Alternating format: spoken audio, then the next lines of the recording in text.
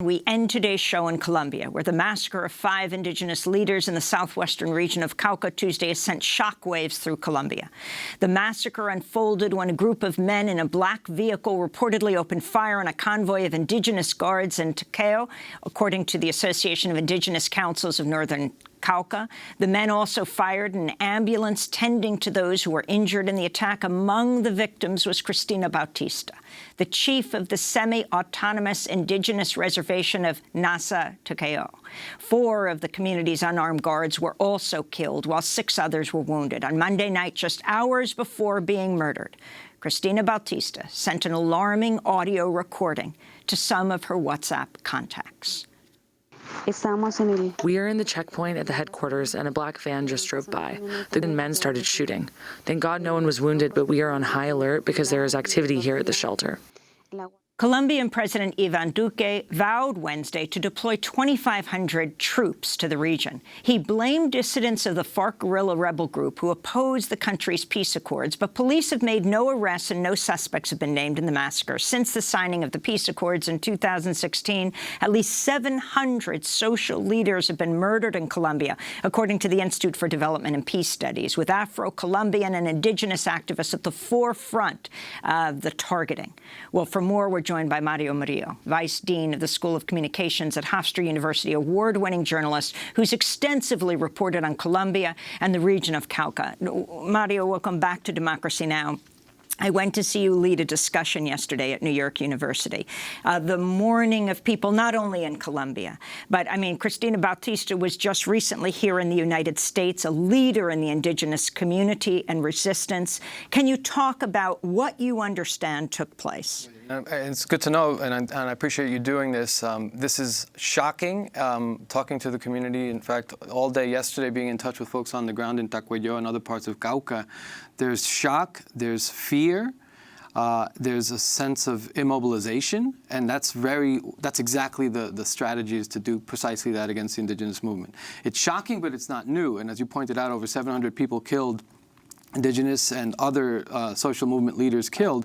In Cauca, the numbers are about 200. Over 200 indigenous leaders targeted,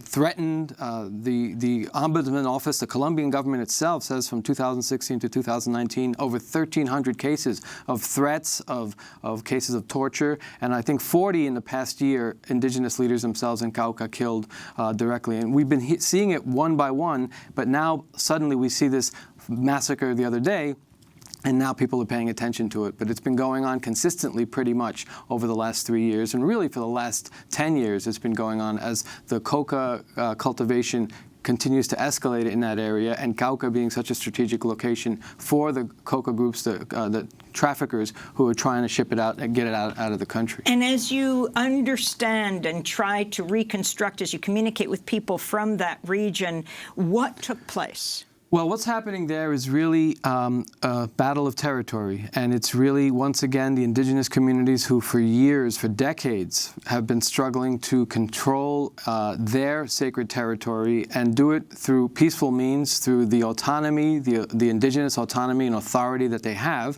Cristina Bautista is representative of that authority, confronting armed groups, confronting all armed groups, from the armed forces themselves, the state security forces, but paramilitary groups, guerrilla groups, and narco-trafficking militias, small groups that are working in different ways.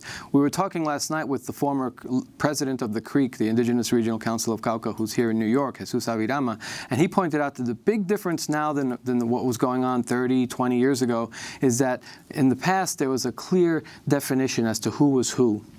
The community knew that there might have been FARC combatants there, or ELN combatants, paramilitary groups that are operating and working with narco-traffickers, and then obviously the government forces themselves. Now what you have is a whole dispersed group of fighters and armed combatants. The government immediately embraced this narrative that this was FARC dissidents. And there's a good chance that there were indeed, but there's like 6 or 7 different groups that identify as FARC dissident groups that basically did not take part in a negotiation that led to the signing of the peace accord in 2016. But these groups have long ties with state security forces. The fact that they were there without any interference, and we're talking about very small thoroughfares where there's only one way in or out, and that they weren't stopped indicates... And these are military checkpoints they have to go through. There are a number of bases in Cauca. Right, and this is precisely the argument that the indigenous leaders are making.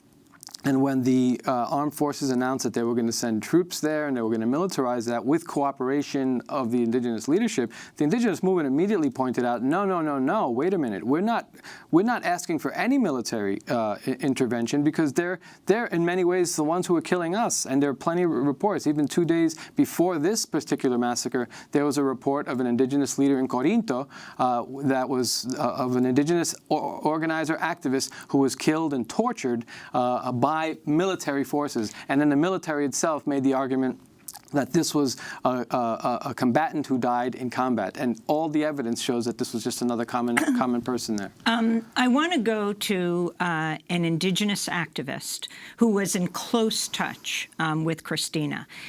Democracy Now! Reached her Thursday night, last night, Vilma Almendra. She's also a Nasa Misak woman, indigenous leader, friend and colleague of Cristina Bautista. Vilma was in Quito, Ecuador, when we reached her. And she describes the last time she heard from Cristina earlier this week. A Cristina la conocí hace por lo menos 2 años. Nos identificamos muchísimo porque I met Cristina almost 2 years ago. I identified with her a lot because she was a humble woman. She was a very committed woman, but she also addressed the contradictions. We talked about the different contradictions that we're seeing in our movement and the need to open spaces for dialogue and get on the right path again, as she would say. We had a fluid communication via WhatsApp. Just this Monday, she added me to a WhatsApp group with approximately 70 people from the north of Cauca, but mainly from the town of Toribio. Ella me metió en un grupo de WhatsApp donde hay aproximadamente unas 70 personas del norte del Cauca, pero particularmente de Toribio. Ahí se circula toda la información. In that WhatsApp group, we circulate the information of what happens in the Cauca territory. And that Monday at 10:30 at night, Cristina sent a message saying, "Alert, we are at the light post and a van with men shooting drove by." I saw that nobody in the WhatsApp group reacted, nobody asked. Then I sent a message to Cristina and asked what was happening, and that if she could record an audio to circulate it and at least make an alert. She sent me that audio. I received it at about 10:30 at night, and at 11 I circulated it. And she said that she was very worried, that she felt very alone, and that it wasn't her turn to patrol that region that day, but that she, as the authority and caretaker of the territory, it was her responsibility to be there. We then talked at like 12 at night.